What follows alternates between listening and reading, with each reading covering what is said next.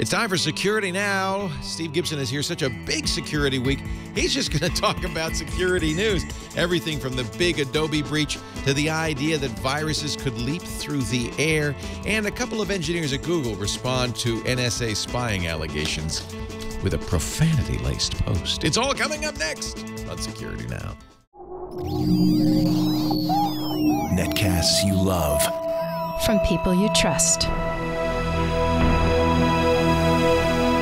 This is Twit. Audio bandwidth for Security Now is provided by the new Winamp for Android, featuring wireless sync and one-click iTunes import. Now with free daily music downloads and full-length CD listening parties. Download it for free at winamp.com/Android. Bandwidth for Security Now is provided by CacheFly at CacheFly.com. This is Security Now with Steve Gibson, episode 429, recorded November 6th, 2013. Monkey was 26th. Security Now is brought to you by IT Pro TV. Are you looking to upgrade your IT skills or prepare for certification? IT Pro TV offers engaging and informative tutorials streamed to your Roku computer or mobile device. For 50% off the lifetime of your account, go to itpro.tv/securitynow and use the code SN50. And by ProXPN. ProXPN is a virtual private network that allows you to use the internet the way it should be, anonymously and without oversight.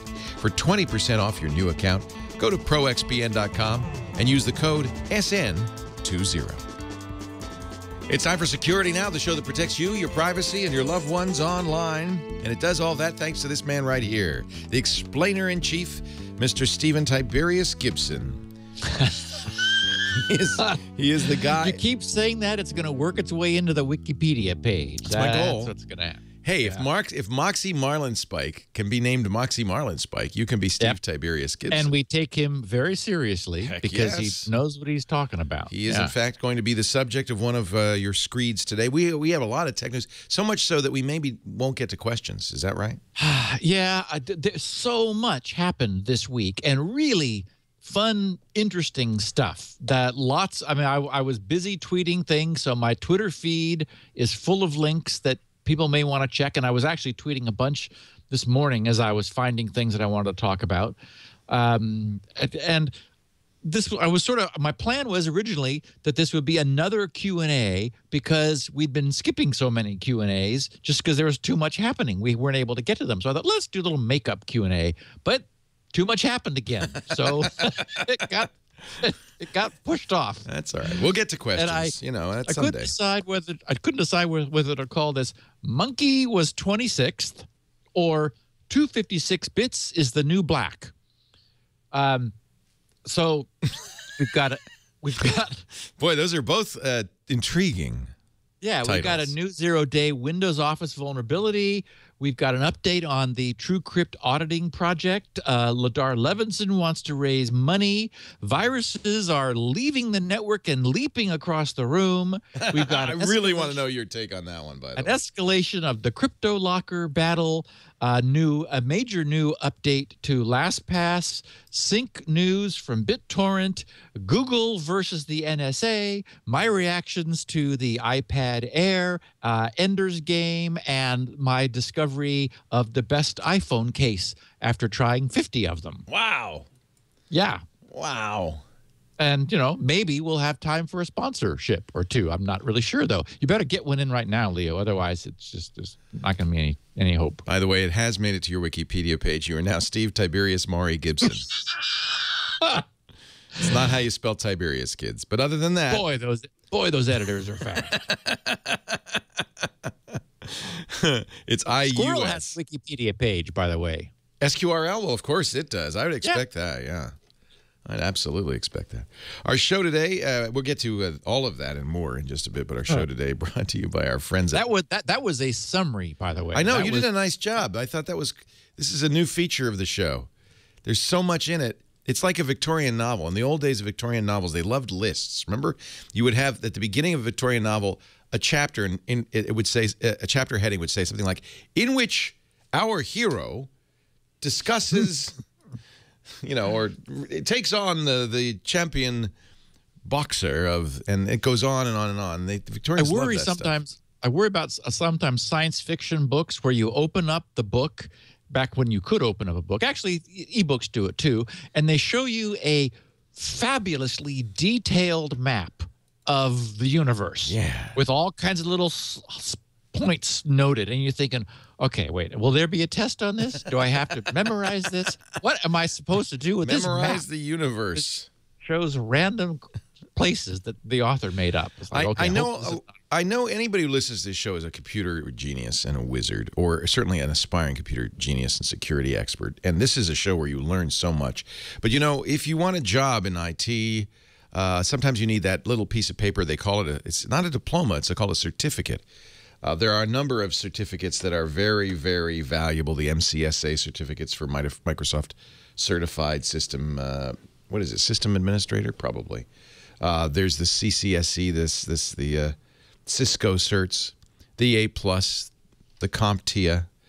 Ladies and gentlemen, this is the place to get it. Now, you can go out and take a course for thousands and thousands of dollars. You can buy a book for 50 or 60 bucks, or you can go to itpro.tv and learn without even knowing it. Get it? Get it?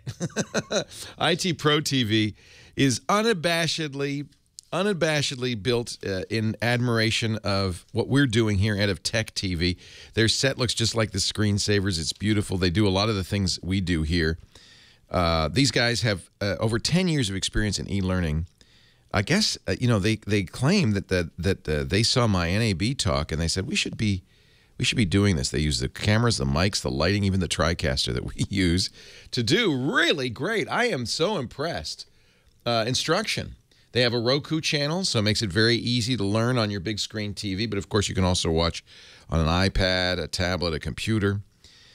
Topics like network security, laptop repair, VLANs, subnetting.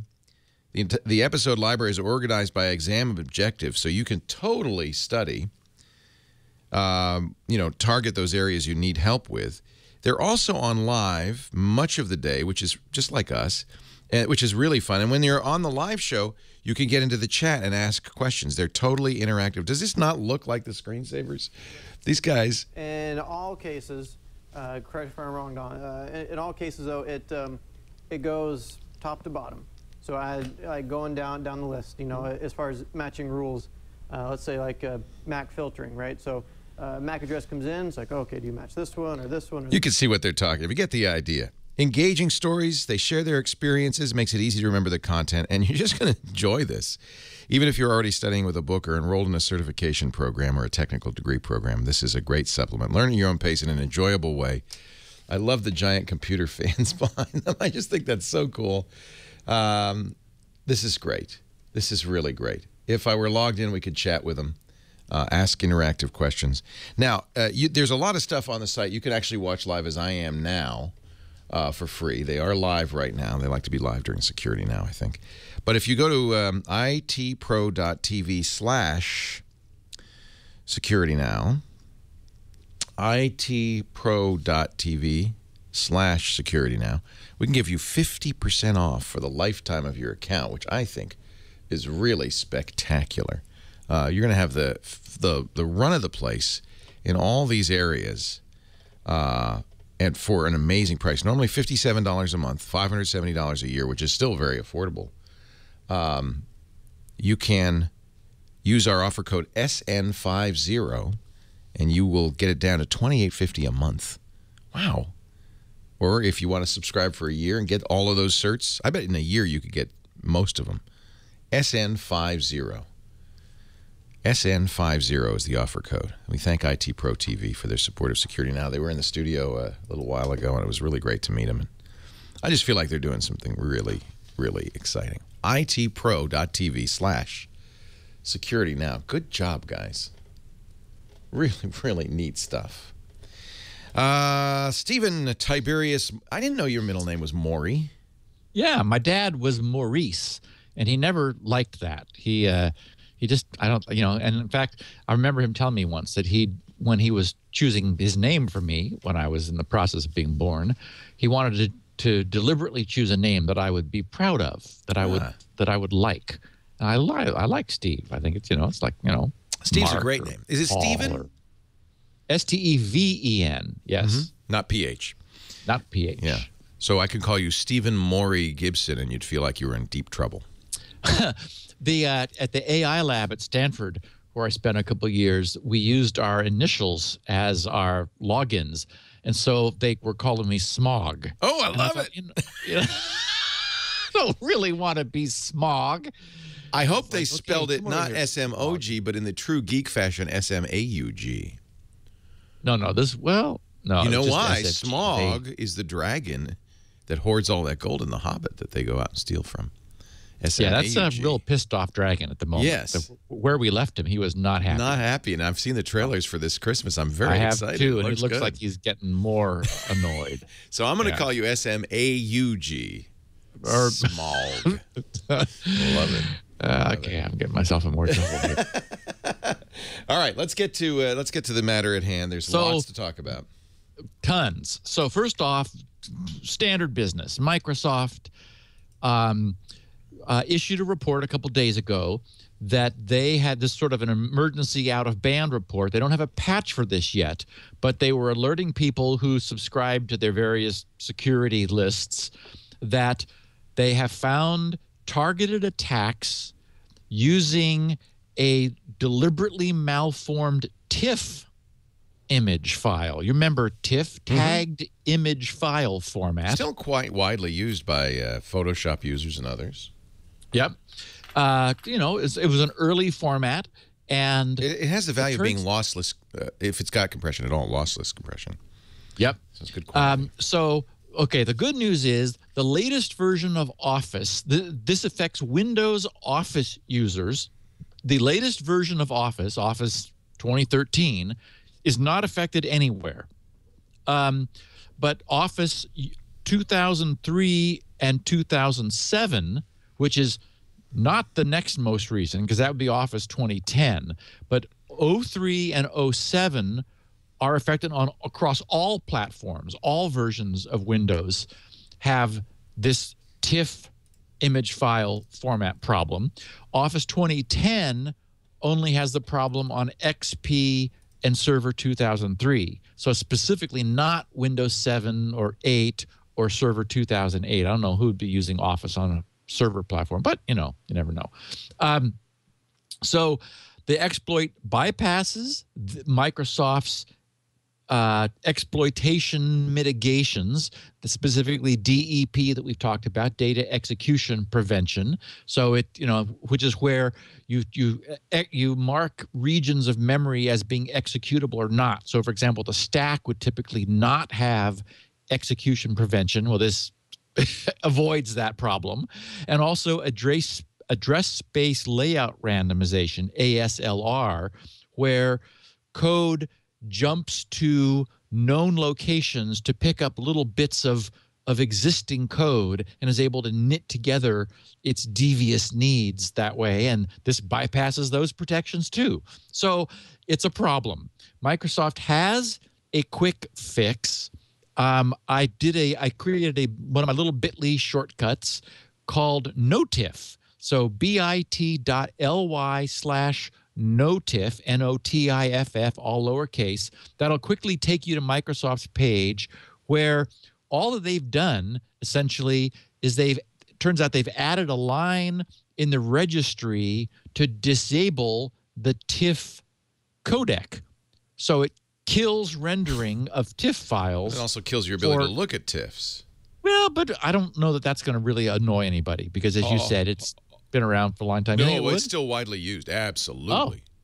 Oh, okay. Oh, no. That's not insignificant. Yes. So it will kill your ability to see TIFF files. So it's not right now. These are targeted attacks, mostly in Europe and Asia, not even in the U.S. But Microsoft knows how these things go. So, and now the word is out. So if you don't have Office, you have nothing to worry about. If you've got Office 2013, you have nothing to worry about. If you've got Office 2010, but not XP or 2003, again, nothing to worry about. But you may, if you fall within that class where people are receiving email or browsing to websites that display a TIFF file, or you get receiving the email with a TIFF embedded in it will display it and take over your computer. You don't even have to, click on it or anything. So if you fit that profile, it may be worth disabling TIFF format file images unless you know you need them. And this little bit.ly shortcut will do that for you. All it does is add a line to the registry saying, turn off that codec, please. Now, that's a pretty weak fix. I'm sure they'll have a patch next Tuesday. Oh, yeah, absolutely. Okay, I labeled this Adobe faceplant because, boy, did they scared the hell out of me. I got the email like last week maybe, and they offer you a year's free security check. I have a credit card on file with them. In fact, they forced me to reset. Your email is in the list. It is? You checked? No, actually, people tweeted the fact to me because I sent them news because I got a note from Joe Segrist at LastPass that he had just added a new LastPass service. So anyone who wants to check can go to lastpass.com/Adobe, and they've done this before. We've covered it before. He's taken the entire database and made it instantly email address searchable, because one of the things that was leaked was the password database, which contains everybody's email address in the clear. Now, what's really bad about this is, this is every best practice ignored. So when Adobe first announced the problem, they said, well, don't worry, because the passwords were encrypted. And people who knew best practices thought, well, that's just probably some PR flack who didn't understand that what they really meant was hashed. No, what they really meant was encrypted.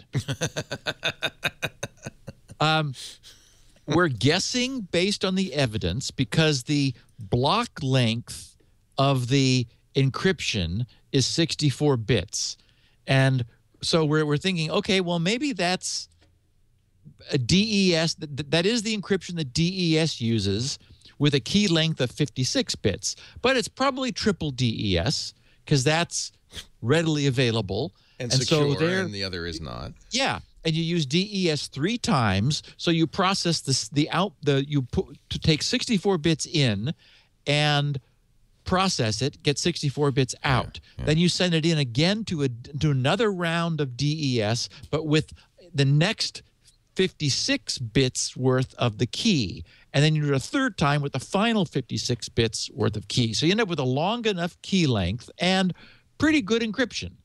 And so the problem is that this is not the way you store passwords, because an analysis of the database also showed, and this was posted on the internet. The initial release was we believed it was about 3 million customer records. Then, as additional information came out, it looked like, well, maybe it was more like 38 million. Well, now we know that it's 130,324,429. In the Guinness, as somebody said, in the Guinness Book of World Records for the largest compromise in history, likely. And anyway. It's going to, yes, it's Although also year's going to not be over yet. The dumbest one. Yeah, because the database that's out has all these records, everybody's email address, their account ID, but apparently very few people actually had one in the database, but also the password hint, which was in plain text. And very revealing. I've read some of these password hints. Yes, for example, rhymes with assword. That was my favorite. What could that be? Yes. The title of this podcast is Monkey is 26th, because, of course, we've often talked about monkey and what a sort of a random seeming word that is, which is always near the top. Well, isn't that funny? I used to use it too. I don't understand what part of our brain. Yes. Yeah, I like Let Me In. That was number 25. That's just one above. We have Sunshine, which is, a positive.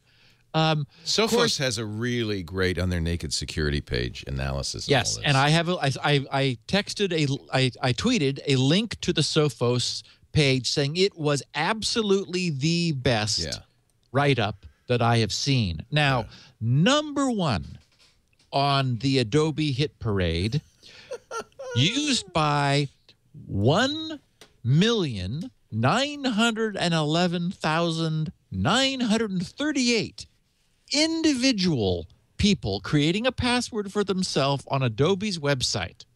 And the password is 123456. People clearly didn't take it seriously, but they, in many cases, I mean, I had credit card information in there.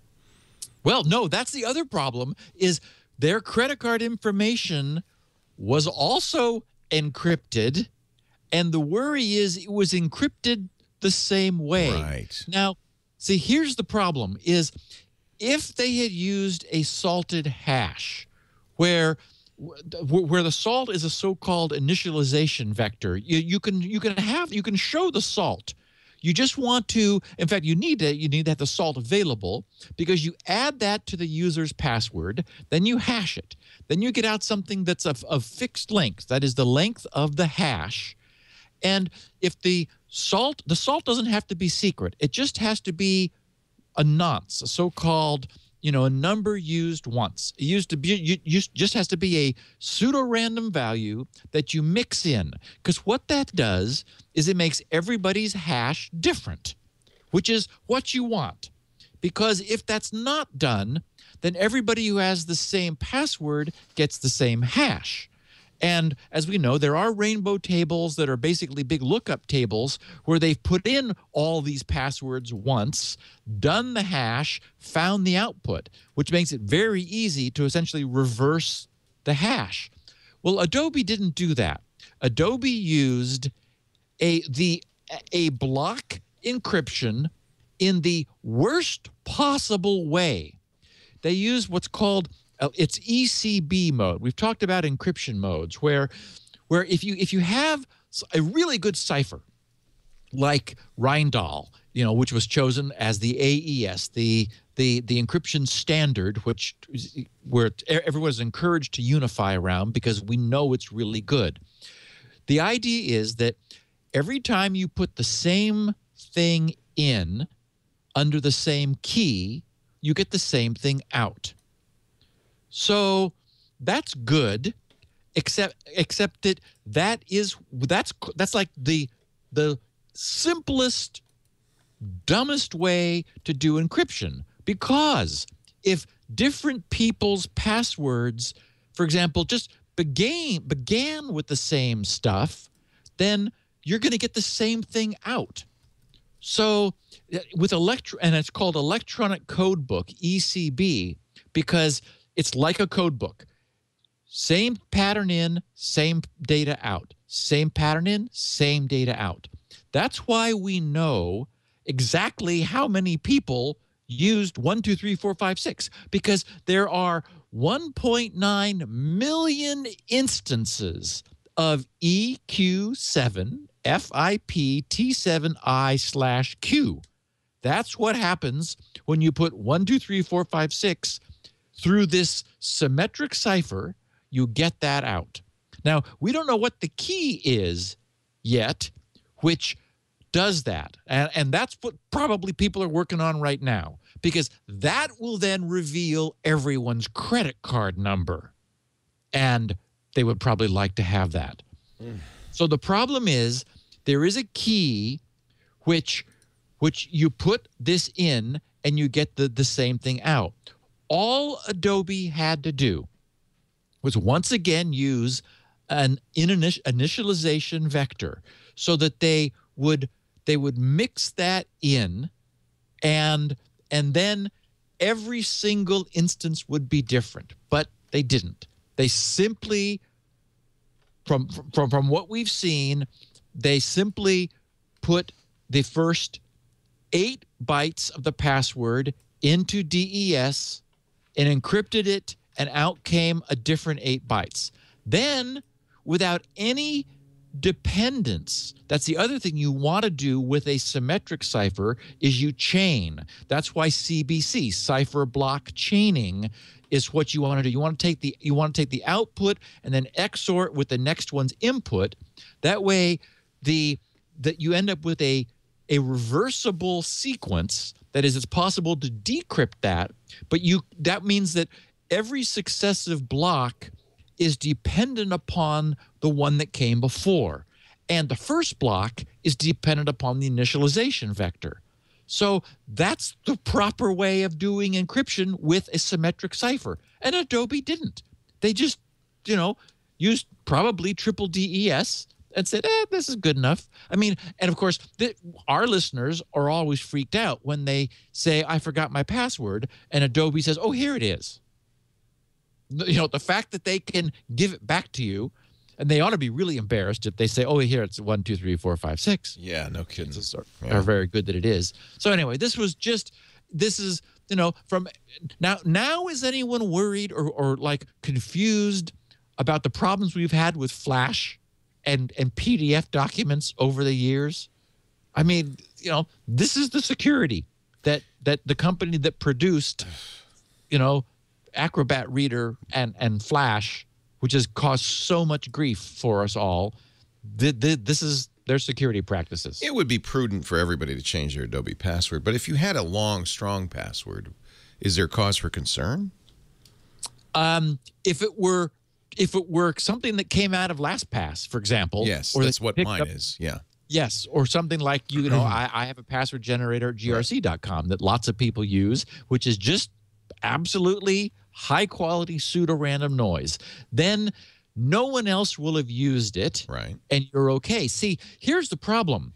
If you use a password that any of the other 130 million people might have used, and their plain text hint says password is blank, and many of them do that, by the way. Many of the password hints don't in the list don't say, do that. Of course, they shouldn't have it unencrypted, but still, yeah, that's quite a hint. Yeah. Anyway, so the point is, if you used a password that anyone else used, and your hint was very good, but their hint was very bad, then because of the way Adobe did this, your encryption matches their encryption. And so the bad guy knows your password because the bad guy knows their password. I mean, this is so wrong in every way you can imagine. Wow. Yeah. So Adobe faceplant. Yeah. And some. And Sophos finishes up saying, after all this, there's more to concern yourself with. Adobe also described the customer credit card data and other personally identifiable information that was stolen in the same attack as encrypted. And as this is the Naked Security blog on Sophos, as fellow Naked Security writer Mark Stockley asked, was that data encrypted with similar care and expertise, do you think? If you are on Adobe's breach list, and the silver lining is that all passwords have now been reset, forcing you to pick a new one, why not get in touch and ask for clarification?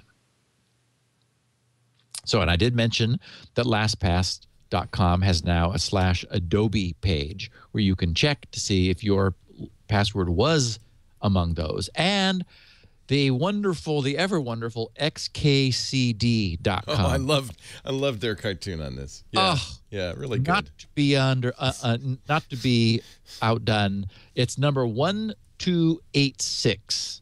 So xkcd.com/1286 describes this as the best crossword puzzle ever.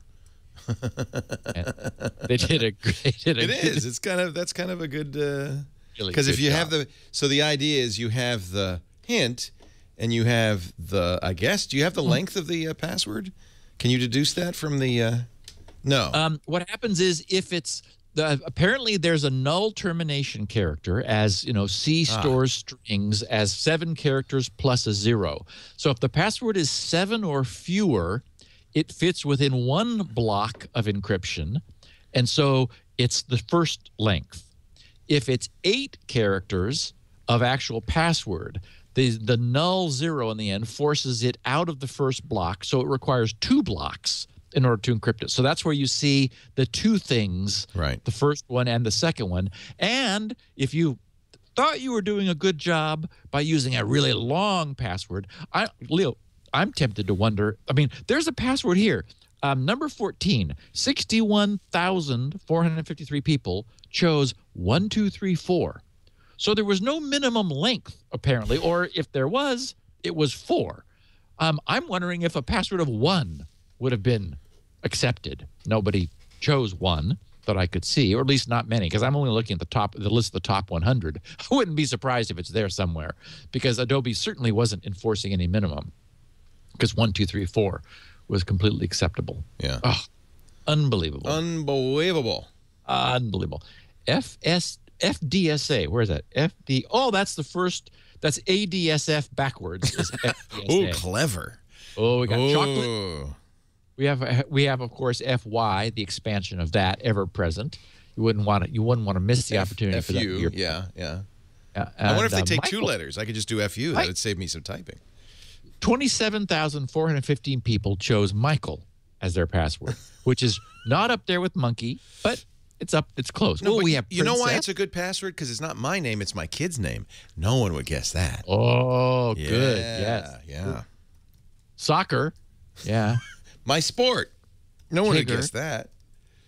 What? There's Jennifer and Jordan right next to each other. Yeah, and a number of our listeners did point out that number 70 on the list. You want to get there first, Leah? Monkey 1, 2, 3. No, number 70. Okay. Trust no one. Certainly not Adobe. They listen to the show, but they don't quite understand it.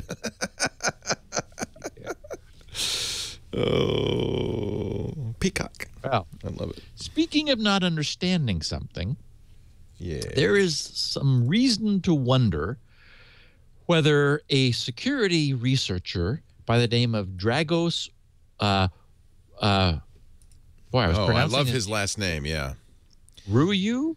Yeah, I don't know. Ruiu, Ruyu, Dragos Ruyu, has made some claims. Now, he's apparently a researcher of some repute.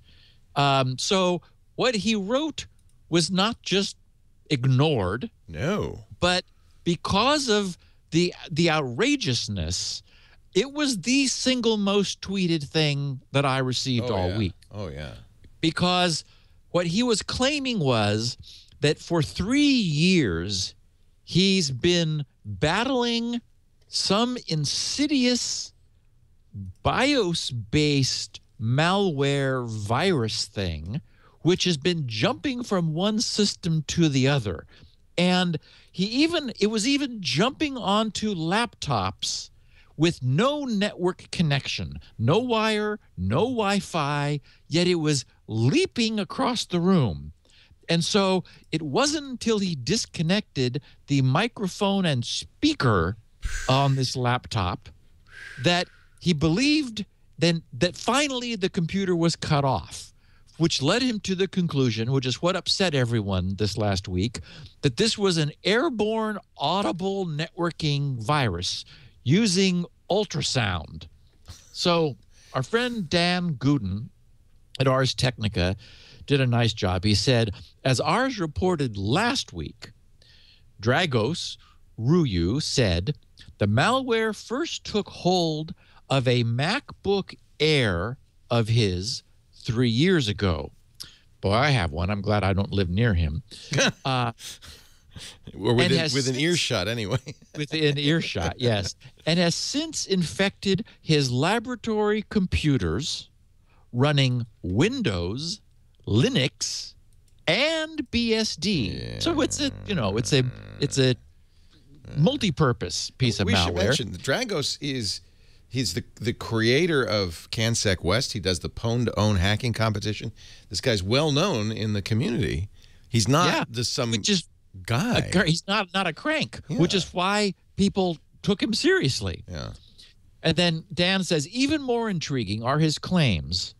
The malware targets his computer's low-level BIOS system, Unified Extensible Firmware Interface, that's the UEFI, or Extensible Firmware Interface, which apparently was before it got unified, and allows infected machines to communicate even when they're not connected over a network.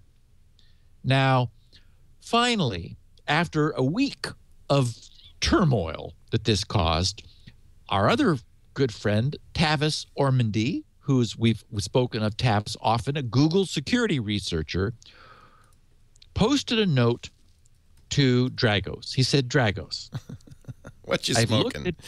I've looked at your, that's the short version. Tavis is very polite. Yeah. I've looked at your BIOS dump, your Procmon, procedure monitor, your Procmon logs, font files, because there was also a claim that the fonts were infected, and your disk images. I see nothing.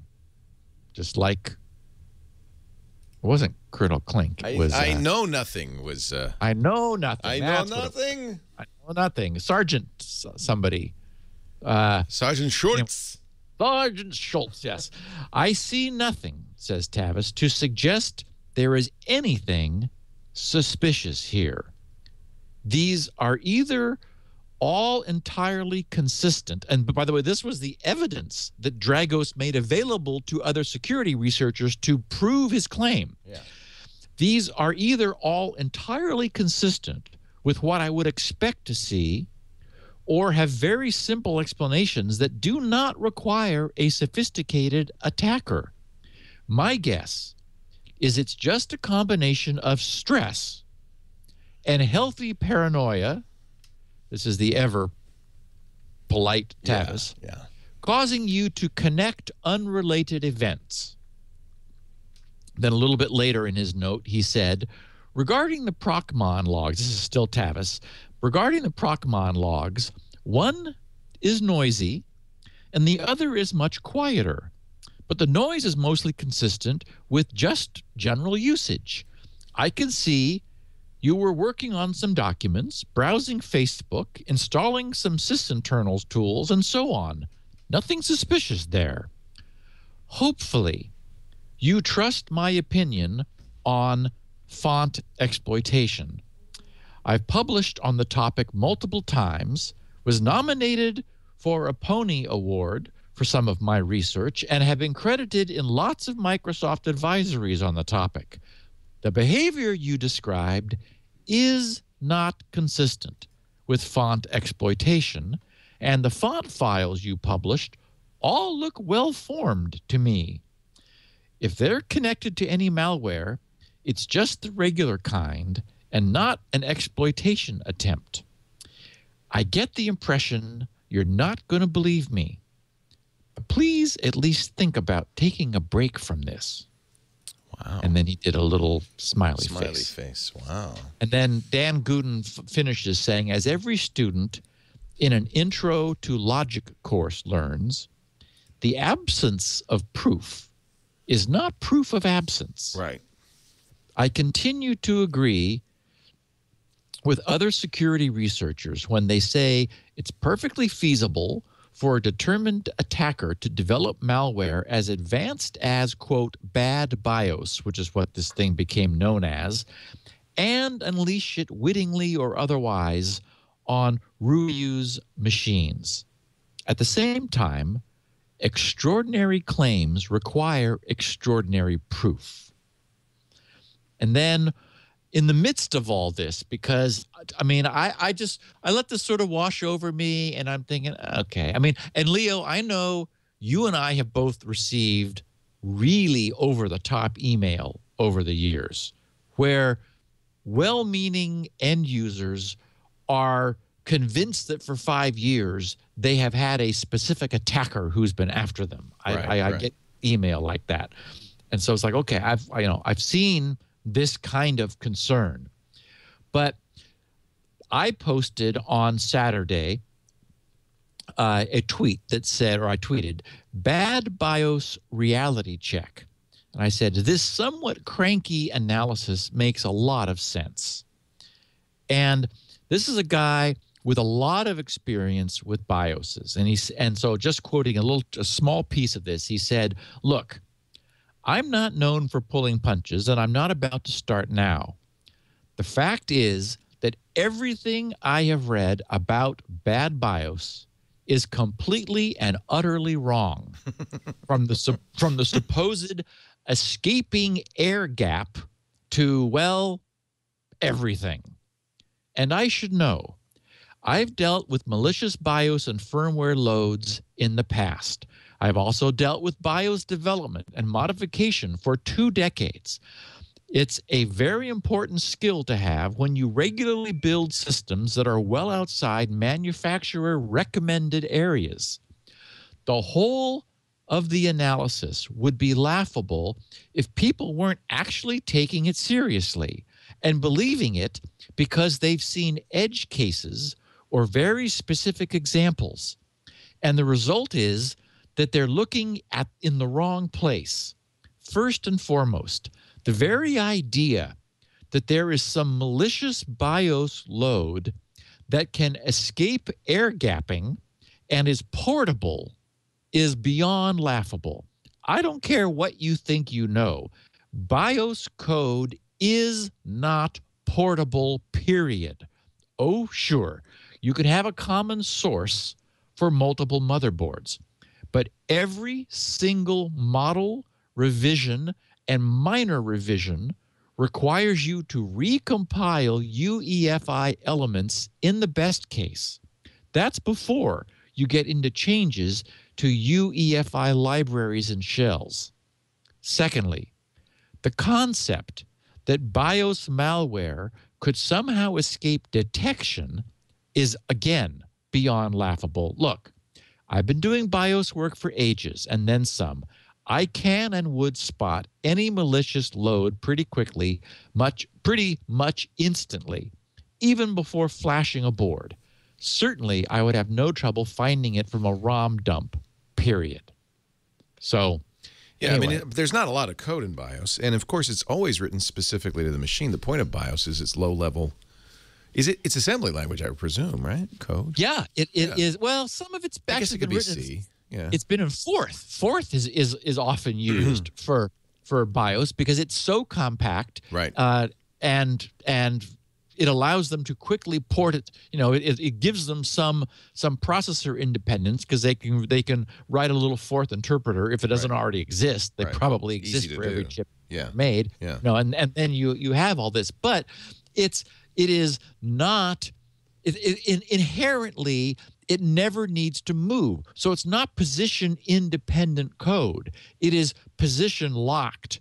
And that more than anything else means it just can't jump into a different motherboard. I mean, it can't. Right. So because of where it loads. You know, maybe Dragos is misinterpreting what he's seeing.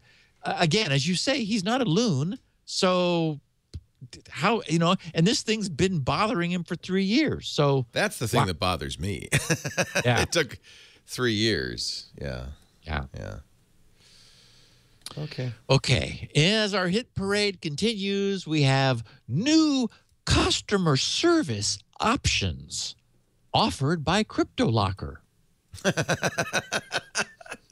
This is the malware we spent a lot of time last couple of weeks mentioning and talking about.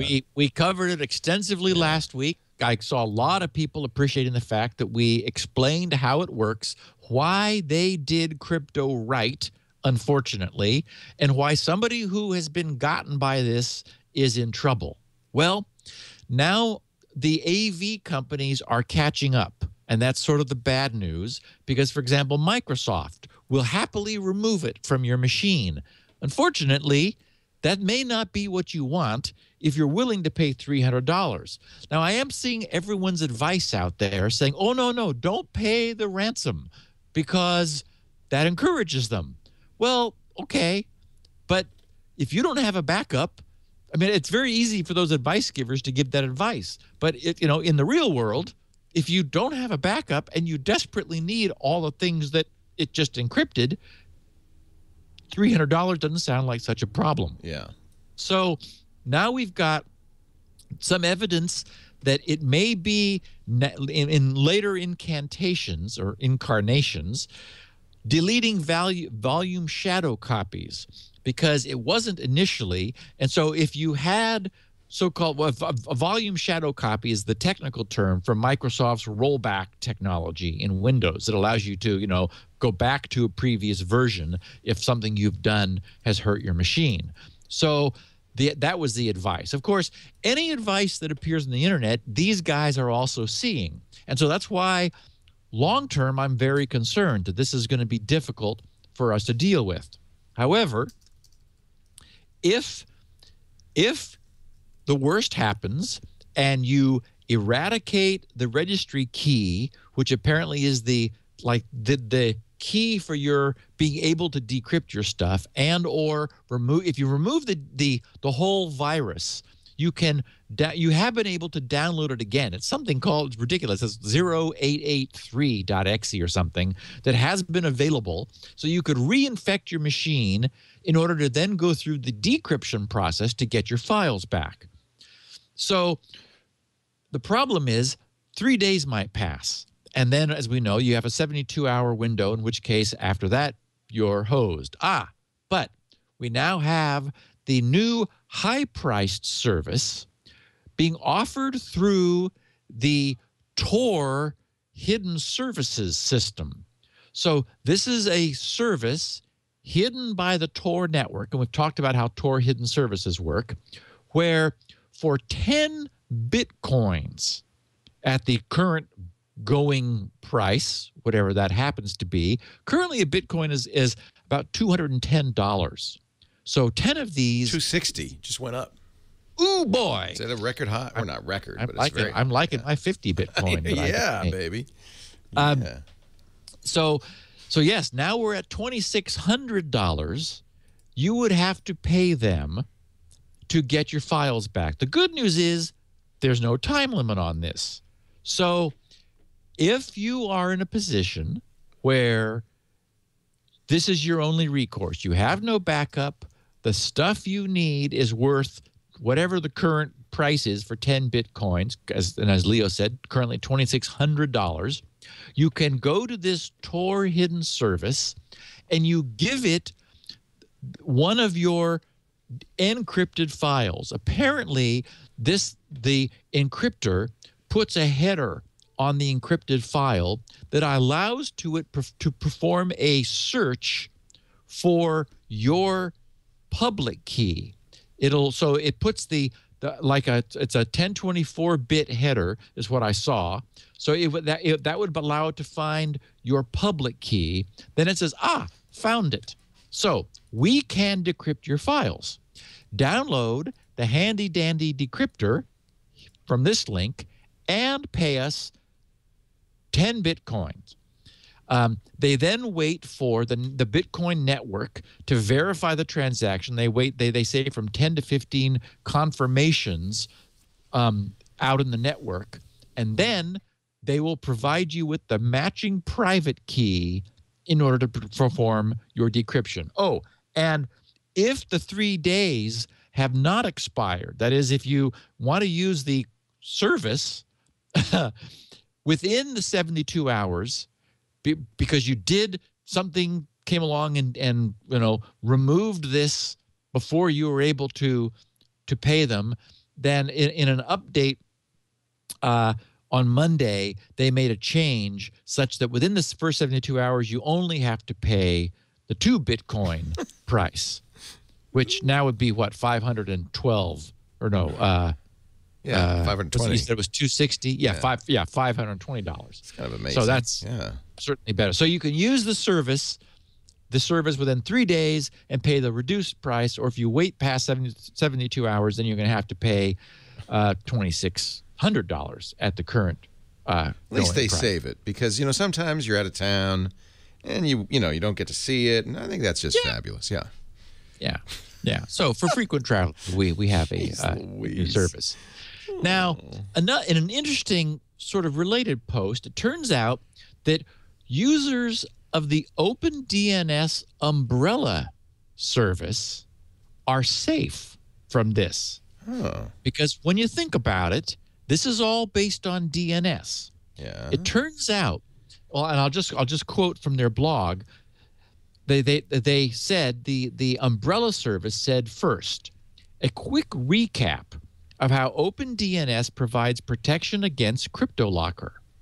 In a previous post, we introduced a predictive algorithmic method called the ripple effect for detecting CryptoLocker command and control domains. And remember, we've talked about how they're just a bunch of gibberish. It's a long crypto-looking thing, dot something, RU, dot, NZ, dot whatever. It's in a bunch of top-level domains, but then just gibberish looking. And the bad guys only need to register one of the many that are generated.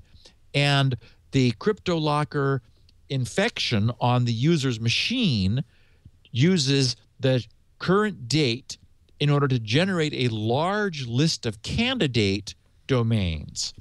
And it doesn't know which one is valid, but the bad guys know. But what we do know is that one among them will be valid. So the virus starts doing DNS lookups in very short order of this random gibberish.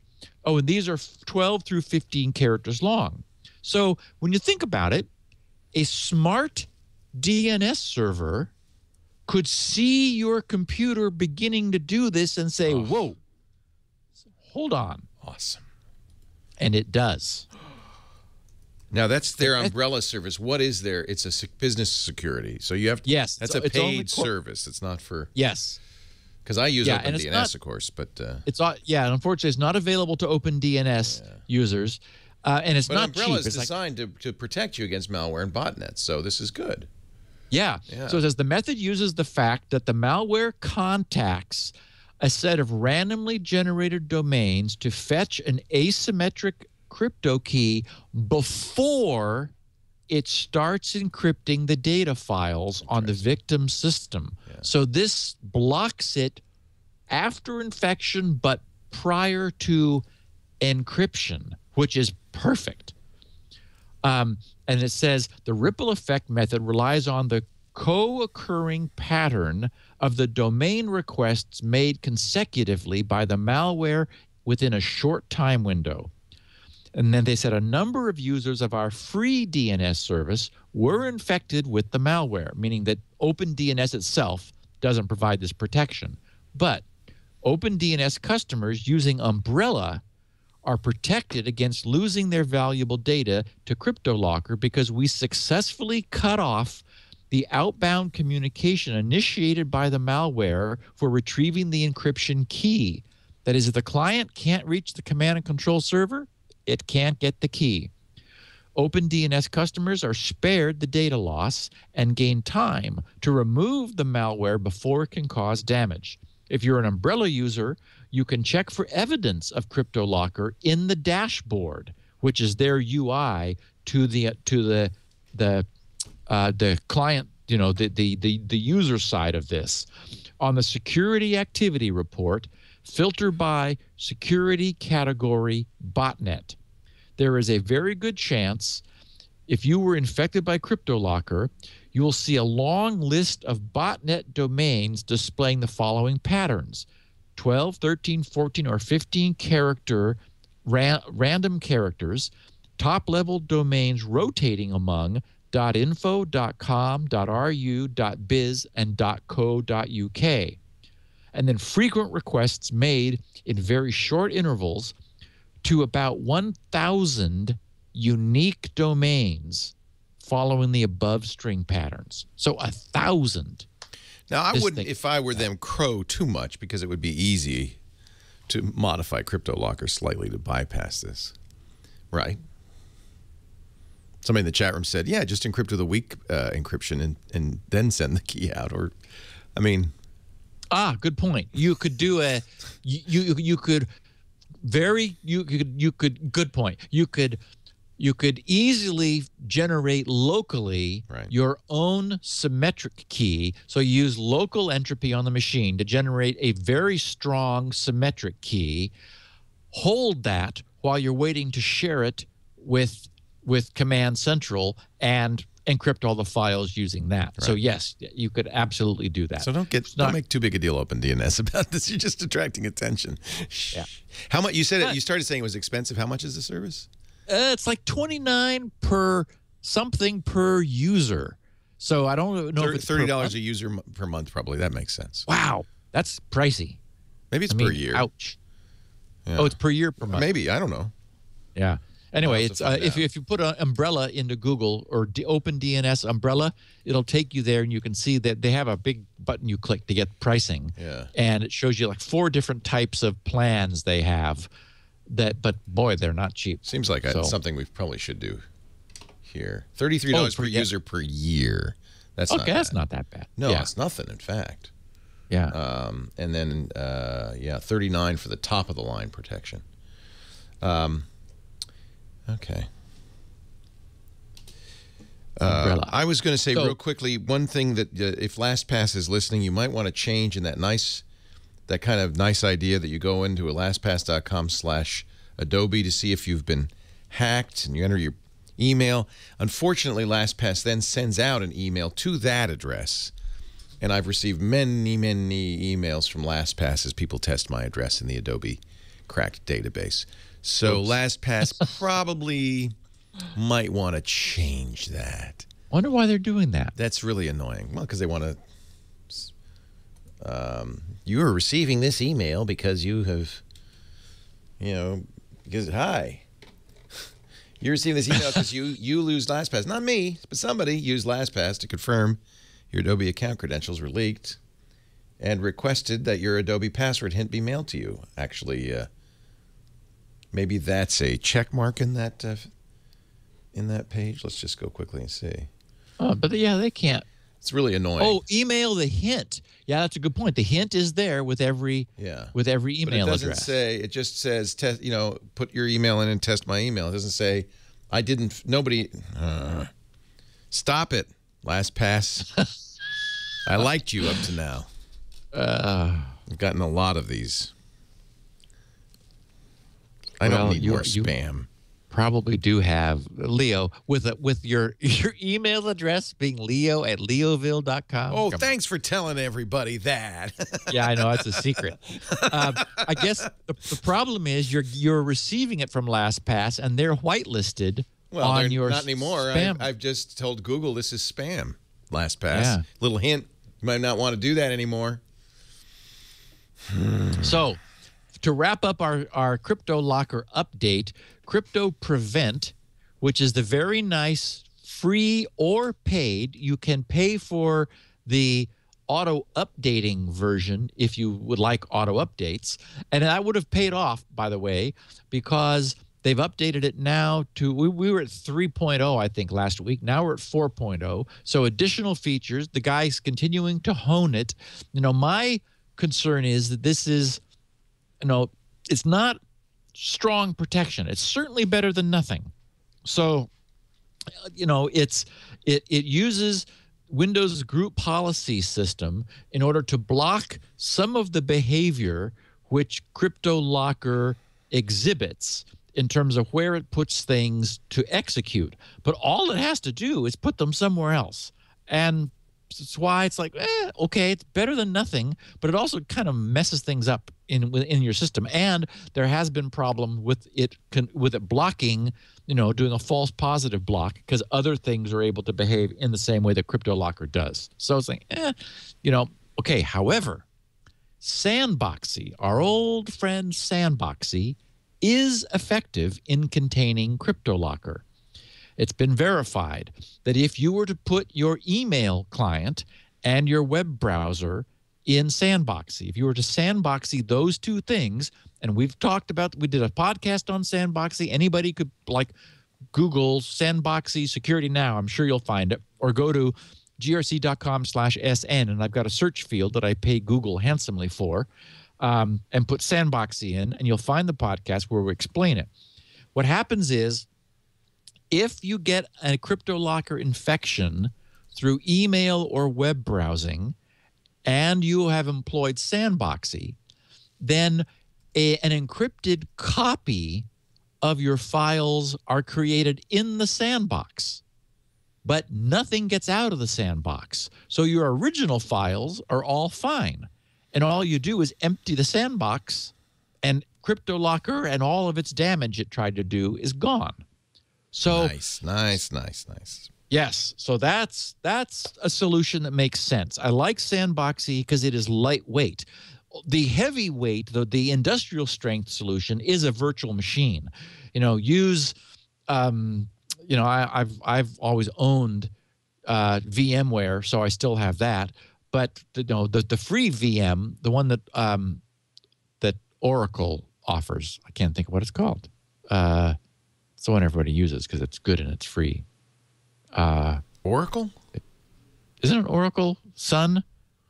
Oh, yeah. One box. A VirtualBox. VirtualBox, yes. VirtualBox is industrial strength. Many people have asked, well, would that work? Absolutely. So, you set up VirtualBox and do email and surfing there. And there you have total control over what drives are visible. And drive letters is what CryptoLocker ties to. Thus, network shares that are mapped to drive letters are what CryptoLocker is able to follow in order to encrypt people's shared network storage, which will ruin your day. So the problem is that using a full VM takes up a chunk of memory out of your system. I mean, it's stronger protection, but just using Sandboxy is a very nice lightweight solution, and we know now that it is effective in blocking CryptoLocker. So, yay to that. Now, I'm sorry you're not happy with LastPass, Leo, because I'm mad at you, LastPass. The world is happy with LastPass. They came out with a big version 3.0. Yeah, I like version 3. Yeah. Upgrade, yes, and many people do. In fact, I just Googled. I want to kind of get a sense for it. So I just Googled LastPass version 3.0. The first link that came up said it was a forum posting, and it read, "Hi, I'm a recent LastPass user.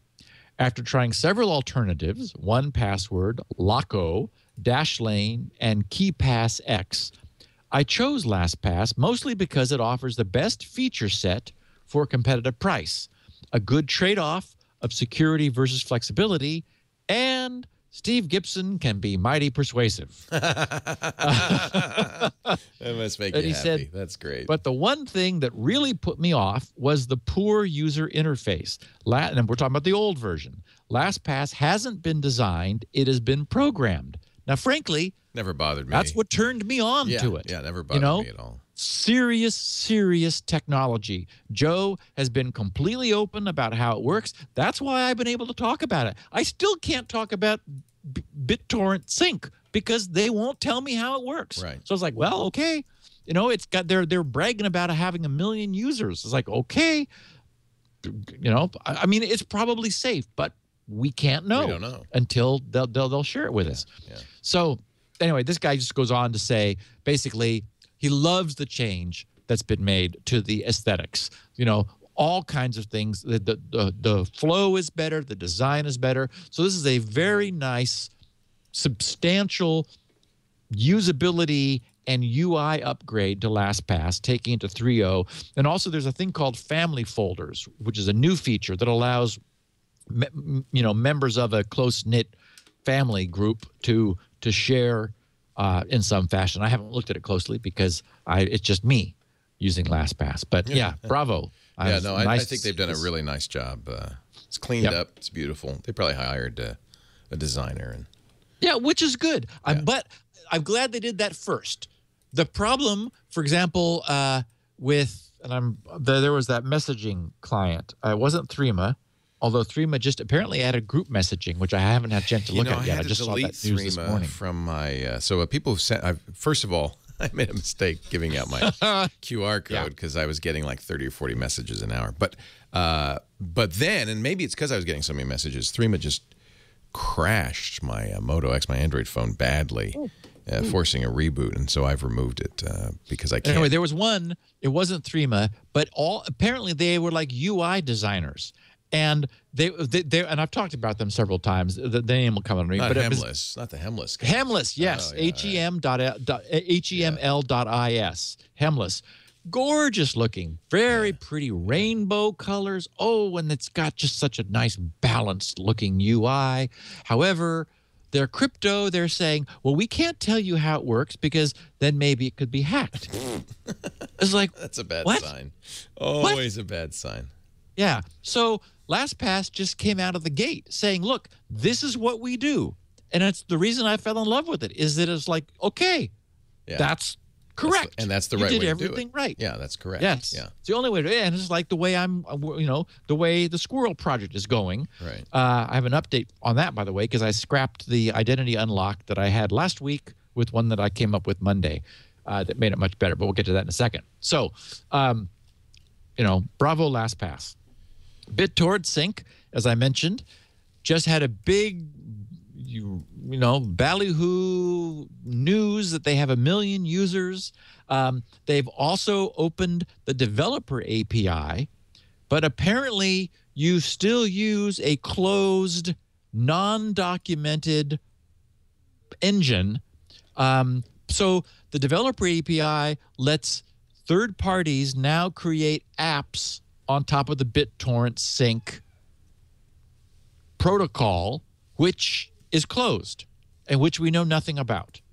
And I'm sure lots of people will. And I don't understand why they're not telling us how the protocol works, because that's reason for concern. But they're not. So it's still closed protocol. No security analysis is possible of it. We just assume that it's a good thing.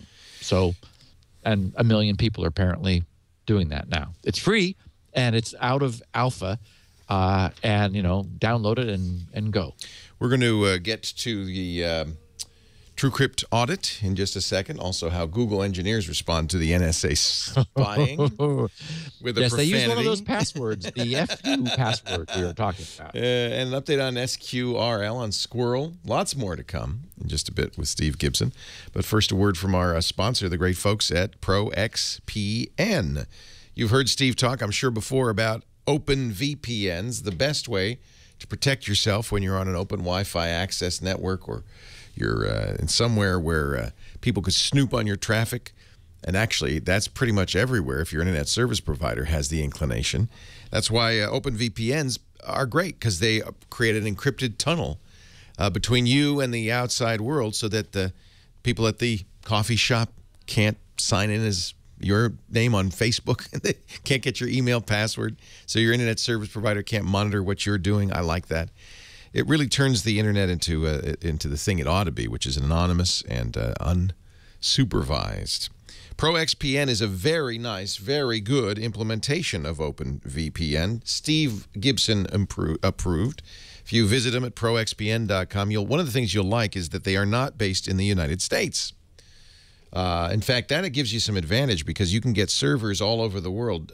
London, Singapore, Amsterdam, of course, New York, Dallas, Seattle, Los Angeles as well. They use 512-bit encryption tunnel with a 2048-bit key. They do it all right. Steve's vetted them. Steve's checked them.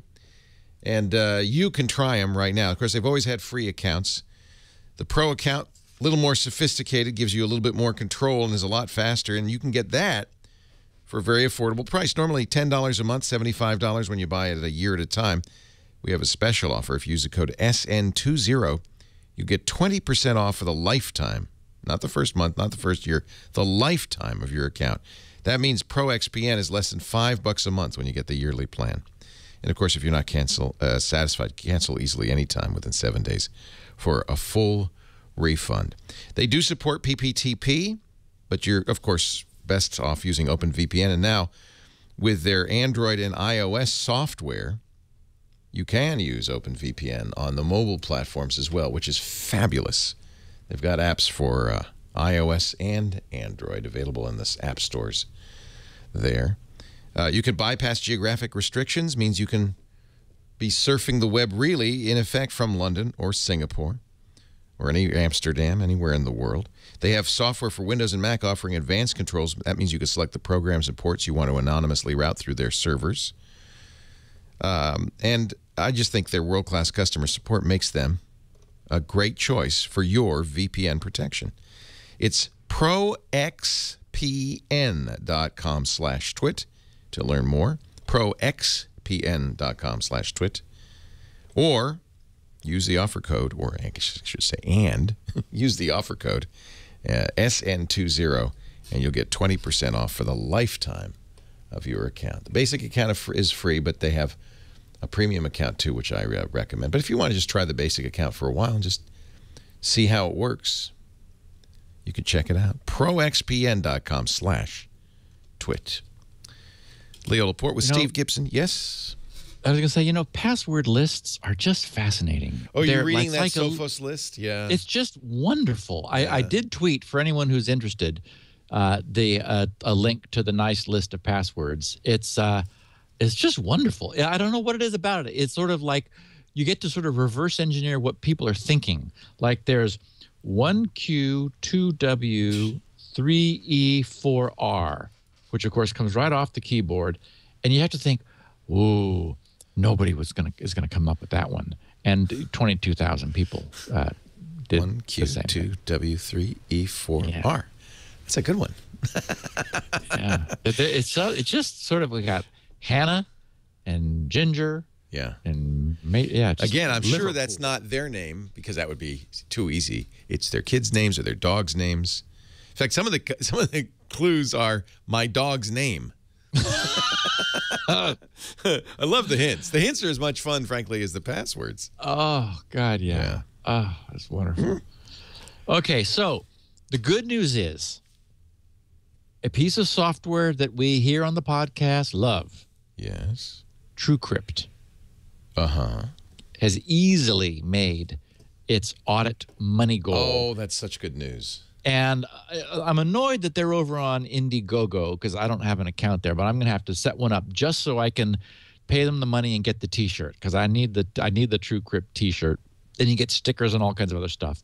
They wanted to raise $25,000, which I think is a very reasonable number, unlike what Ladar wants, but we'll get to that in a minute.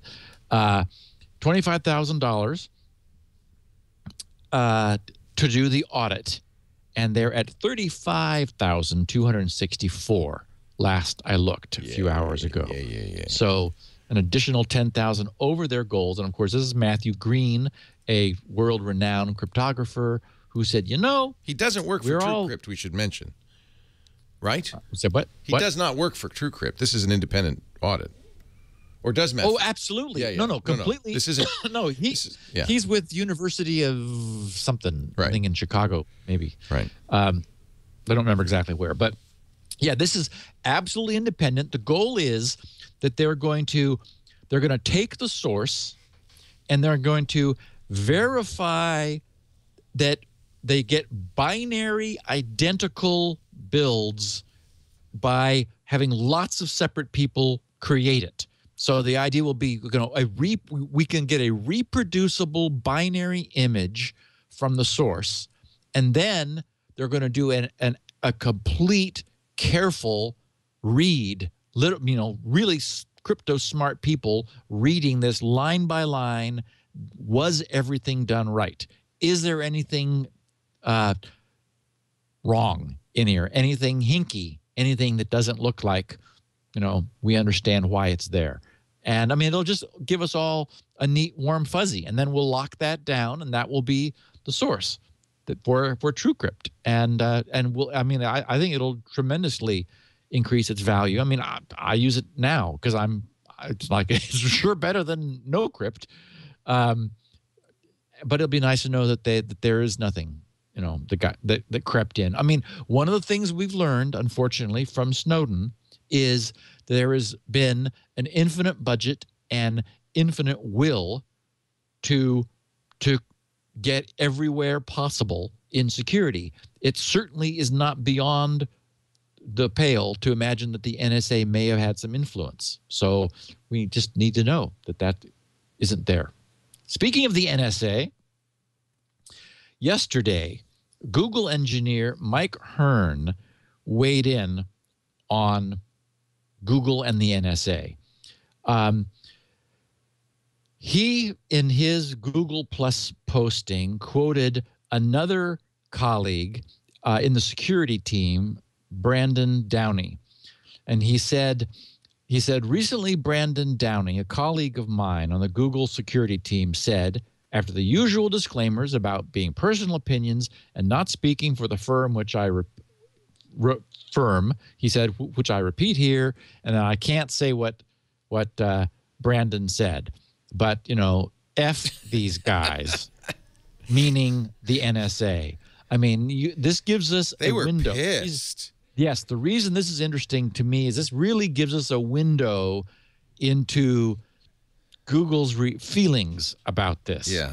And so then Mike says, now, this is yesterday, now I join him in issuing a giant FY to the people who made these slides, referring to the NSA slides. I am not American. I'm a Brit, but it's no different. GCHQ turns out to be even worse than the NSA. Yeah. We designed this system to keep criminals out. There's no ambiguity here. The warrant system, with skeptical judges, paths for appeal, and rules of evidence, was built from centuries of hard-won experience. When it works, it represents as good a balance as we've got between the need to restrain the state and the need to keep crime in check. Bypassing that system is illegal for a good reason. Unfortunately, we live in a world where all too often laws are for the little people. Nobody at GCHQ or the NSA will ever stand before a judge and answer for this industrial-scale subversion of the judicial process. In the absence of working law enforcement, we therefore do what Internet engineers have always done: build more secure software. The traffic shown in the slides below is now all encrypted, and the work the NSA/GCHQ staff did on understanding it, ruined. Thank you, Edward Snowden. For me personally, this is the most interesting revelation all summer. Yeah, yeah. We said that when we talked about that slide with the smiley face on the Post-it note. Here's where we get all this stuff. We said that they had showed it to somebody at Google who was like, that's outrageous. Was it Eric Schmidt? I think it might have been Eric Schmidt. So I'm really starting, between these two posts and Eric Schmidt, starting to think Google really doesn't know anything about this, and they're miffed. Well, and then in response to Mike's posting, we learned something else. I did, which I thought was very interesting. Jeff Weiss was the first person to respond, saying, until this article, no one had mentioned that the intercepted traffic was on leased fiber, not on the public internet. That makes the clear text transmission seem like a less glaring error. I suppose I can see how it wouldn't seem necessary. In fact, anyone claiming it was necessary probably would have been seen as paranoid until now. Still, Jeff writes, encrypting data sent over the wire is not difficult. Considering the value of the data in question and the number of parties who could access it, at least two, the fiber owners and the government, it seems like a worthwhile investment. Lesson learned, I suppose. And then Mike replied, the original poster who I first quoted, Mike replied, I think the fact that Google uses private fiber has been well known for quite a while, actually. Just search for, and he says, Google dark fiber. And you'll find many news stories discussing that. And it was mentioned offhand in previous stories as well, I think. Yes, that's pretty much it. Encryption was being worked on prior to Snowden, but it didn't seem like a high priority because there was no evidence it would achieve anything useful, and it cost a lot of resources. Once it became clear how badly compromised the fiber paths were, there was a crash effort to encrypt everything. And then he finally says, RE, not difficult. I disagree. Doing end-to-end, meaning encryption, end-to-end encryption, which is, as we know, the gold standard. That's all that matters. Doing end-to-end, which is why, for example, PGP works for email, but nothing else does. Doing end-to-end on the scale of Google is a lot harder than it looks. Ignoring CPU capacity constraints, the entire thing requires a large and complex key distribution and management infrastructure, he says, fortunately already present. Also, lots of different protocols flow over our wires, each one of which has to be handled.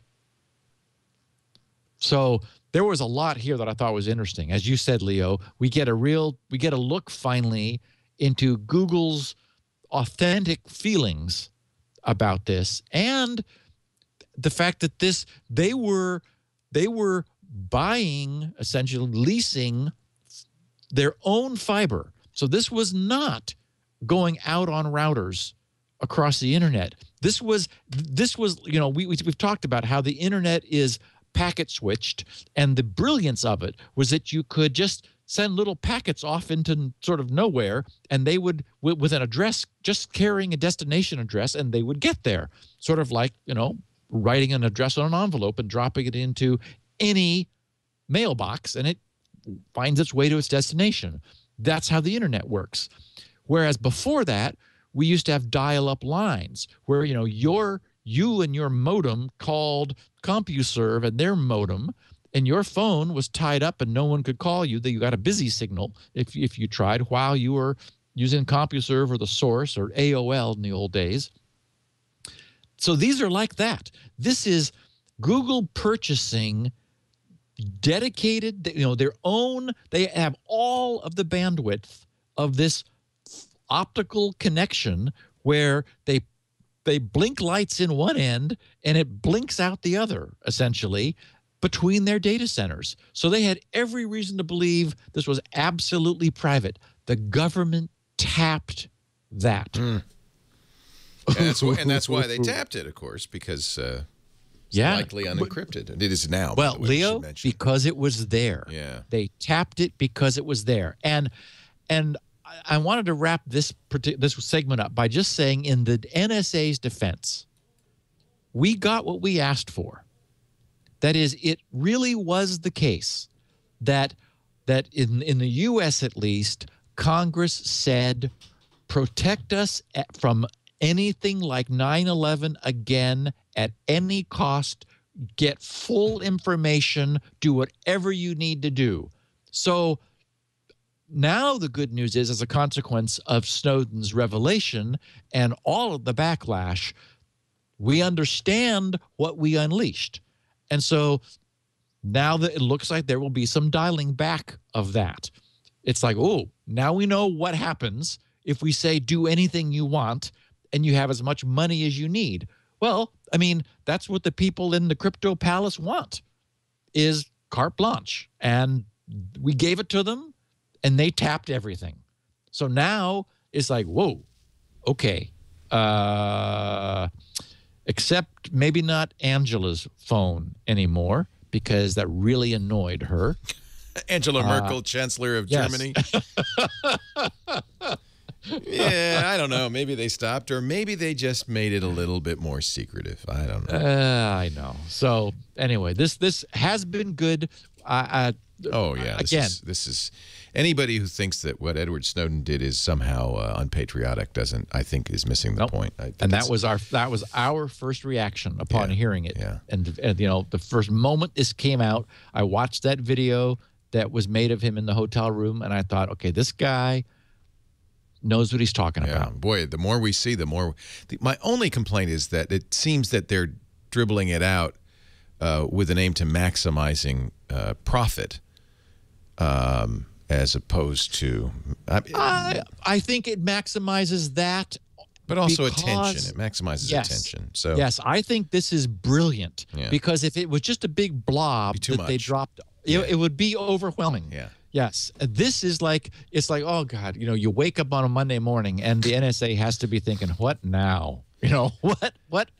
Because they know what hasn't been revealed yet, and they have to be thinking now he got it all. So it's just a matter of time. Hey, speaking of spam, can I apologize? And did you get an email from me asking you to join Twitter? I apologize. Oh, I did actually. Yeah. I got 2. Okay. Yeah. If I have, just ignore it. If I have several addresses on file in my contact list for anybody, you got 1 for each address. Dr. Mom got 6 invitations from me. And let me just show you. I think it's Twitter's fault. Well, it's my fault, but let me just show you, because I was signing up for I was signing up with my Twitter on my new Nexus 5, and this is how it happened. You're now on Twitter. Follow your friends. Now I should have just said skip, but I thought, oh no, that's good. I'd like to follow. Yeah, you can have access to my contact list, and this is where my troubles began. Follow your friends. I'll follow them all. Yeah, I think I did follow them all. Okay, now invite friends. The default on the phone is a little different. This is on iPhone. On Android, it's defaulted to select all. If I press this right arrow, and this is the default. Tell me how you get out of this, because if I press this right arrow, all of the contacts in my address book, each address in my address book will get an invitation from Twitter. Every one of them. And it was just, I mean, admittedly, I should have paid more attention when I was signing up. But there was no, are you sure you want to email everybody in your address book or anything like that? It just did it. And so I apologize. My mom sent me a text today saying, well, I joined Twitter like you asked me. I was like, no, Mom, don't join Twitter. We will securely upload. Oh, I'm glad it's secure that they've uploaded my contact list to Twitter. Follow friends. Okay, done on that one. And Twitter's never made a mistake with their security, so So here's the one that this is the one that happens on the Android phone. It's by default, all are selected. If I tap done, an invitation will go out. Wow. Yep. Well, too easy. Yeah, and I accidentally typed done, like I'm done. I don't want you to invite everybody. And instead, it said, "Oh, you're done. We're going to invite everybody." So I apologize to all the people who received emails. And the headline of my next topic, I don't really want you to join Twitter, by the way. Stop. The headline of my next topic is, it's not a bug, it's a feature. Yeah, that's exactly right. Yeah. So go ahead. That was Google's response last August when the blogger, remember we talked about this on the podcast, declared that Chrome was flawed because it wasn't masking the passwords that Chrome was saving, your website passwords that Chrome was saving for you. And I defended Google, saying, well, it's not a flaw. Look at it. It's the way they designed it. Now, we could complain about the design, but calling it a flaw, the way this was phrased made it sound like it was a defect. No, it was by design. So Google said it's not a bug, it's a feature. And then they've said, well, okay, well, maybe we can do better. So what they're doing is they're giving us what users, security-conscious users, have apparently asked for. For example, Safari on the Mac reprompts for the machine's standard login password if you want to display your web browser passwords, which seems reasonable. Firefox, as we know, by default allows you to set a master password to a sort of a master password to protect the viewing of and access to your passwords. And so Google said, their original position was, well, we just feel that gives users a false sense of security. We don't want to do that because if anyone has physical access to their machine, well, that means there's no security. And many people responded saying, wait a minute. And I've actually, someone said, well, what about my crackhead brother? It's like, okay, well, that's a little disturbing, but yes, we could understand that maybe you'd want to keep him from logging into your websites. So in what's called the Canary version of Chrome for OS X on the Mac, which is the not yet released into the mainstream, it's been noticed that Chrome has added the feature which, as with Safari, will re-prompt you for your Mac platform, your Mac OS X master password, if you want to view your passwords in Chrome. So congratulations. I think that's a good thing. We haven't seen it across platform. No, you will. Canary is so Canary is basically alpha. There's a beta channel, there's Chrome, Chrome beta, and then there's Chrome Canary, which is an alpha channel. But that means it will be migrating up, I'm sure, unless there's some problem with it. It ought to. Yeah, it ought to. It's like, it's a good thing.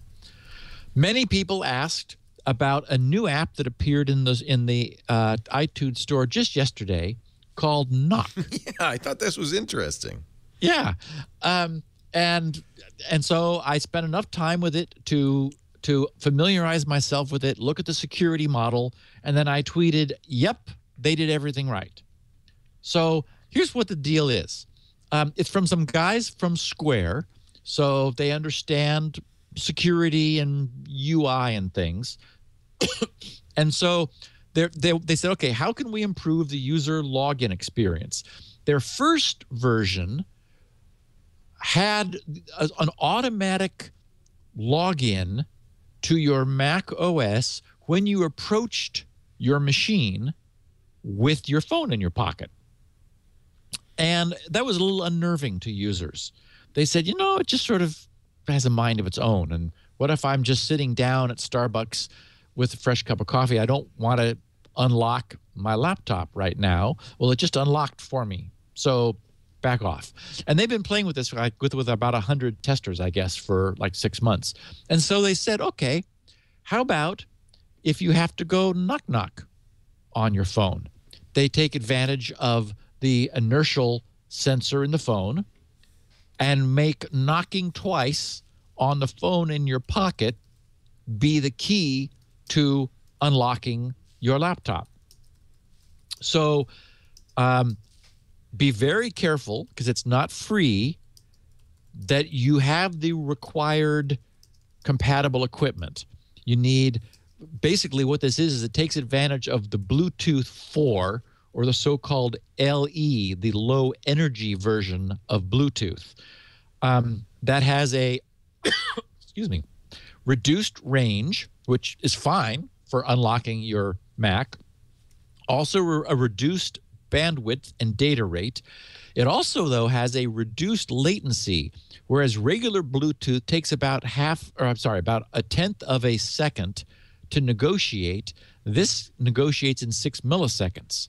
So it's very suitable for quick little bursts of information, like here is a privately encrypted key. And when I said they did this right, what they did is they used 2048-bit standard RSA public key asymmetric encryption. They encrypt the password using your private key on the phone. So there's no way for an attacker who gets your phone or tries to, take it apart or do anything to get anything useful. They send that when you have a connection to your laptop, and when you have tapped twice on your phone, they send it over this Bluetooth low energy connection to the companion app, which is free. I should mention the iTunes app is $4, $3.99. And it has, your Mac has your public key. Does not have the password there, just the public key. So again, it can't do anything because it doesn't have anything that it can use until it receives the private key encrypted password. Then it's able to decrypt it, use it, and unlock your machine. So you do need an iPhone 4S and later, an iPad 3 or later, an iPod Touch 5 or later. The Mini has always had Bluetooth Low Energy, and iOS 5 as the operating platform and later. And Macs are a little confusing. 2011 MacBook Air or newer, a 2012 MacBook Pro or newer, a 2012 iMac or newer, a 2011 Mac Mini or newer, or 2013 Mac Pro. They spell this out over on iTunes under compatibility. Make sure you don't waste $4. A couple people apparently have. They've been unhappy as they commented in the iTunes store. No refunds on the App Store. That's right. Yeah, you bought it, you paid for it. Yeah. So anyway, so for people who are wondering, yes, it looks like they got the security right, and they say they're going to do more things. They're not Apple only. They're going to address Android when they can, but the Android market is more fragmented. There isn't the same uniformity of API, so it's a bigger challenge for them. But kind of a cool idea. Idea. The cool idea is Bluetooth LE. That's really the cool idea, and there's so many things we're going to see with that. Yes. I'm really excited about it. Yeah, the energy is so low that a single cell coin battery can run more than a year. Right. So, So people are putting beacons in, we could put a beacon in the brick house, for instance, that your phone would sense and would automatically pull you to an informational website. There's or check you in or whatever. There's and people have like plastic tags they're selling. You can put tags on things and you're able to know where they are. Never lose your luggage. It goes on and on and on. This is Apple's going to push this heavily because this is, I think, their response to NFC. NFC, yeah, exactly. They like this better, and I think given the security you just described, maybe it is better than NFC. I think that this is all the the Fitbit Flex uses it. A lot of the health bands are going to start using that. Right, just a natural. So Ladar Levison wants to raise, and I don't know where this number came from, $196,608 is his goal. Almost just shy of $200,000. So that's a chunk of money. It's on Kickstarter. On LavaBit's Dark Mail initiative. And he said, the description there says, the goal is to clean up and release the source code that was used to power LavaBit as and he says, F/OSS, so an open source project with support for dark mail added. The problem is I can find no documentation for dark mail. And as far as I know, it doesn't exist yet. I mean, it's an idea. It's gotten a lot of press because, of course, this is the guys at Silent Circle are teamed up with Ladar on this. He's got a ways to go, but actually he's doing pretty well so far. He's got 1,082 backers when I looked this morning. He'd raised nearly $50,000 pledged out of his $200,000 goal with 21 days to go. So that's the positive. He said on the interview with us, he didn't say details, but what they want to do is write a new mail server, not SMTP, but write a new mail server that has PGP encryption built in. So he understands. I think he understood the issue. I know he understood the issue of there's no such thing as secure email because SMTP servers, while they have encryption, don't generally use it. So what they've said, I believe, is that they're going to use XMPP as the protocol, which can support encrypted communications, and then they're going to have GPG or PGP baked into both the clients and the server so that it uses it by default. XMPP could support I'm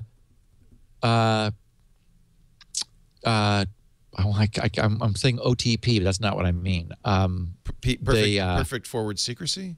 No, there's the real-time. By the way, they say they want to implement that as well. They absolutely should. Yeah. OTR, off the record. Oh, yeah, OTR. Yeah. So XMPP, because it is real-time connection, could support off-the-record point-to-point encryption to get you to the server.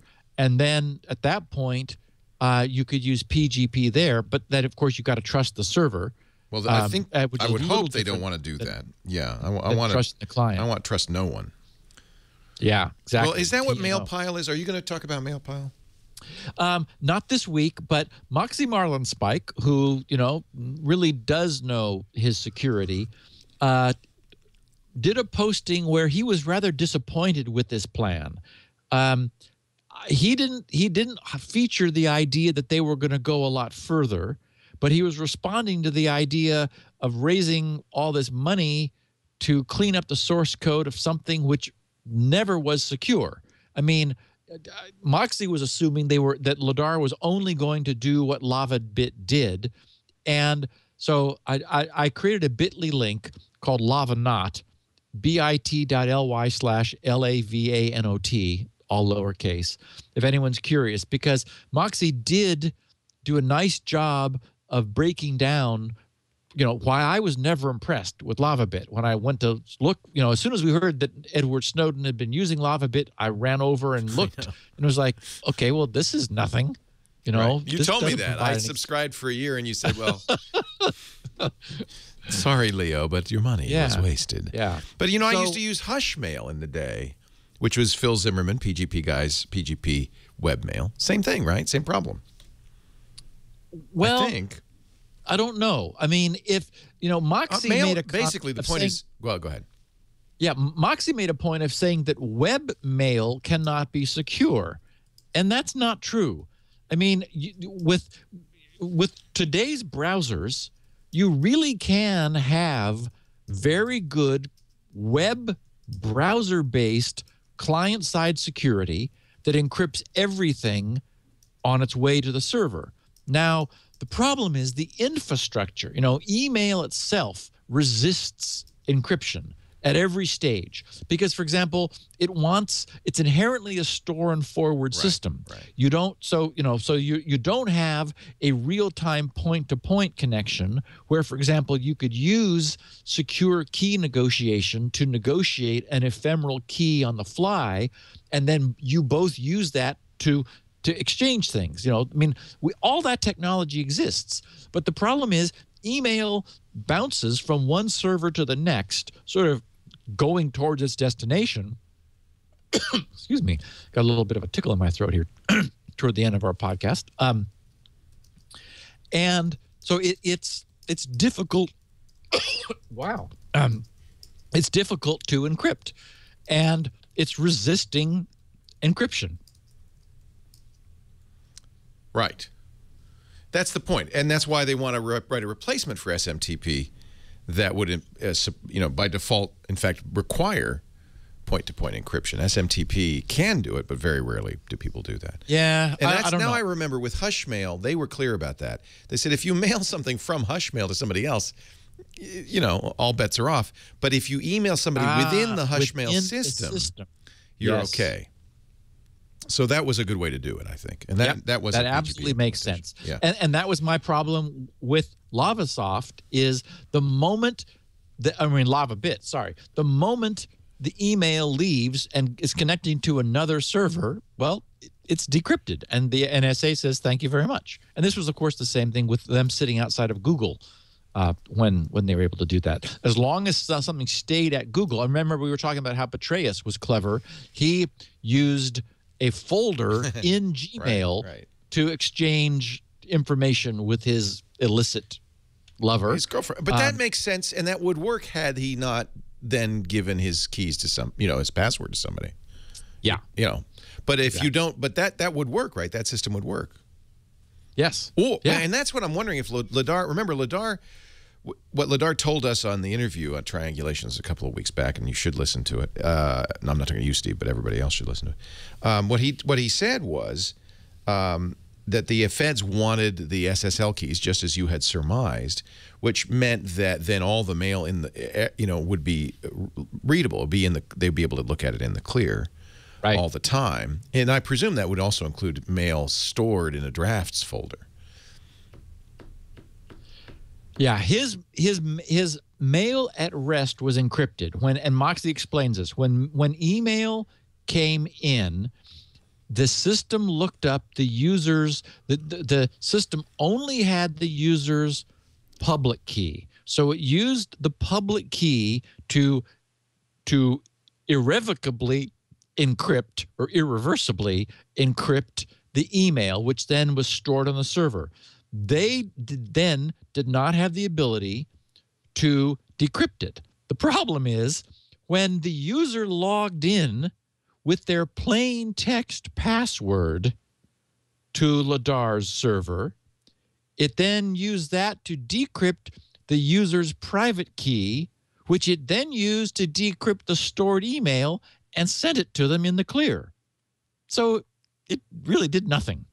So it's like, okay, I mean... Had nothing been sent, though, had it been stored in the drafts folder, it would be secure because it was encrypted, unless the FBI says to Marley... Correct. It was encrypted LADAR, at rest. Give me the keys, and one presumes that's what they were asking for. Well, and it's true that LADAR did not have the keys. That was the key. By using asymmetric encryption, he was able to encrypt Got it. Right. securely. He could not decrypt until the moment that the customer asked for his email. Right. And then he did decrypt it. So that's like, why they need the SSL keys, because he doesn't have the keys for the stuff saved there. But if you have the SSL keys, can you then intercept all the mail coming and going? Yes. But could you read the drafts folder too? I mean, doesn't that get fed into my browser? Or maybe not. I don't know. Well, okay, but LADAR didn't have a web-based email system. He had a regular. No. Well, it wasn't web-based. It was you exactly. Your client connects to his server, got it. and off it goes. Got it. Yeah. But it would be secure for Gmail to do that, unless you gave them your password. Yeah. Yeah. I'm asking completely academically, you understand? I just Yes. And Gmail supports secure SMTP and POP and client and web. I mean, Google really is coming up to speed and has been a leader in encrypting these things. And I think now we have a sense for a snapshot into how they feel about the fact that their encryption has been so badly dinged. Yeah. And that's really all I have to talk about. Wait a minute. I do have some more things, but we'll do it next week. We'll save those. Yeah. We'll save those. Very nice. Yeah. Oh, come on, Ender's Game. Just one little thing. Yeah. I think if you read the book, you loved it no matter what, because it really was fairly true to the book with one minor exception. And the problem I had was that, as always, I mean, this is true of anyone who's read a book and then seen the movie, is the book was so much richer. Yeah, of course. I mean, but it has to be. It has hours. I almost wondered why we were even introduced to Peter. I mean, Peter played for the sequel. Good point. Peter played a significant role in the first book, and we had him in one scene where he was just mean, and it was like, okay. No, but they kept referring back to that. They said the reason Ender knows how to fight back is because he had a bully brother. True, and Peter was washed out of the program because he was vicious. Right. Yes, he was. Right. Well, he lacked the empathy, and it was Ender's empathy which made him a better commander. Because how many times did we hear that when you really, really know your enemy, then that is to love them. Right. So that I was glad that they made that the key thread through this, because it does become important in Speaker for the Dead and the subsequent novels. And yes, and I was surprised that the movie kept going. It went past the end of the first book into the beginning of Speaker for the Dead. It was like, wow, okay. They're setting up the sequel. It was pretty obvious. I think that's very clear. I really wonder what people who didn't read the book made of it. I wonder too, because the other thing is, I mean, it was a large story to make into a movie. Yeah. For example, I was telling Jenny, who did not read the book, but she saw the movie with me. Did she enjoy it? Oh, very much. Oh, good. She loves these kinds of movies. I'm just like, how did I find her? So, that, you know, like, I mean, there was all of this battle competition where, you know, they were in a cafeteria in my mind's eye from reading the book, where like there was a huge scoreboard showing all of the different teams and their rankings and placements. And they showed it for a second. It's like barely blinked on the screen. But those of us who had read the book know what we were saying. They lived and died by that. I think they only had 1 or 2 battles in the simulator, whereas in the book there are quite a few, and there's a lot more, you know, military strategy and all. It's So read the book. I've told you this all along, and I cannot talk with you on the air without really spoiling things about the one difference. We would but there is a significant difference that I cannot understand why the filmmakers decided to do it this way, because it frankly lessens the impact of the movie. We'll save it for another day. And I will also say, and you'll get a kick out of this, because I was thinking about this afterwards. I noticed that the strategy, the physical strategy Ender used in one of those battles is exactly what he used at the end. It was nice to see that. Visually envisioned, because we of course listened to it and we envisioned it. But to see it, I thought the what do they call the battle, the simulation, the gravity-free simulation, the battle. Anyway, to see the battle room, to see the battle room brought to life was really great. Normally, I'm not thrilled by visualizations of something that I've built in my brain, but the battle room was kind of hard to visualize in your mind. Exactly what I imagined. It was beautifully done. Where they had things, you know, they had the birds, everything was done floating around perfectly. Yeah. Oh, and visually, Leo, the visuals were just spectacular. Good. Yeah, I was curious. Lisa and Michael and I saw it, and neither Michael nor Lisa had read the book, much to my chagrin. But I think they enjoyed it. Not as much as I think if you've read the book, it's really worth seeing it, I think. Yeah. Yeah. All right, we're done. The battle room is nothing like the ball pit at McDonald's. That's another pit entirely. Thank you, iBookery. Stephen Tiberius Maury Gibson is the man in charge at grc.com. That's his website for Gibson Research Corporation. You can follow him at SGGRC on Twitter, where he often tweets valuable links, as you can hear. You can also go to grc.com to get 16 kilobit audio versions of this show for the bandwidth impaired, full transcripts written by a human being as well. You can also at grc.com get SpinRite. You didn't mention SpinRite this week. I did mention. Nope. It is the world's finest hard drive maintenance and recovery utility, and you must have it if you have a hard drive. Keeps the drives alive. Keeps the drives alive. And lots of other great stuff. His passwords there and all this stuff. Lots of insight. It's a really wonderful site just to get lost in, to wander around. You have so many links now. It's so deep now. It's really fun to go. grc.com. We do this show on Wednesday at 11 a.m. Pacific, 2 p.m. Eastern Time, 1900 UTC. If you want to watch live, please do. We love having you in the chat room watching live. I love just knowing you're there. But if you can't make it live, we always have audio and video on-demand versions, high-quality versions on our site, twit.tv/SN, and wherever finer podcasts are offered. I don't call it a podcast, but you understand what I mean. Thanks, Steve. We'll see you next week on Security Now. Thanks, Leo. Security.